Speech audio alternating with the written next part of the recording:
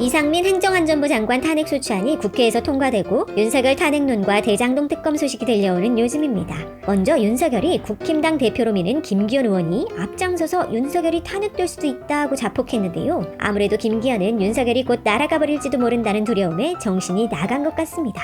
하긴 김기현이 그럴만하기도 한 상황인데요. 이상민 탄핵 이후 윤석열과 연관이 깊은 대장동 사건 특검에 힘이 실리고 있기 때문입니다. 대장동 사건은 곽상도 국힘당 전 의원의 아들이 화천대유에서 퇴직금으로 50억 원을 받은 사건과 관련이 깊습니다. 화천대유 대주주인 김만배 씨는 대장동 개발을 도운 곽상도에게 대가로 퇴직금 명목의 뇌물 50억 원을 아들 곽병채에게 줬다는 의혹을 받았는데요. 대리급 사원이 5년 10개월 동안 근무하고 퇴직금으로 50억 원을 받았으면 100% 뇌물이겠죠. 하지만 1심 재판부는 곽상도에게 무죄를 줬고 이게 말이 되냐 특검을 해야 한다는 국민의 분노가 높습니다. 그런데 대통령실은 곽상도 무죄 판결에 쥐 죽은 듯 조용한데요. 아무래도 윤석열에게 불똥이 튈까봐 잔뜩 겁을 먹어서 그런 것 같습니다. 윤석열이 김만배 일당의 대장동 개발을 도운 장본인이기 때문입니다. 윤석열 수사팀은 2011년 당시 부산저축은행에서 1,800억 원을 불법 대출받은 김만배 일당을 구속 기소도 하지 않고 봐줬는데요. 김만배 일당은 이 1,800억을 대장동 개발에 투기하는 종잣돈으로 썼습니다. 즉 윤석열은 김만배 일당의 대장동 투기를 도운 1등 공신이란 얘기인데요. 김만배는 대장동 개발에 도움을 준 인사들을 50억 클럽이라고 부르며 관리했고 곽상도는 그중 한 명입니다.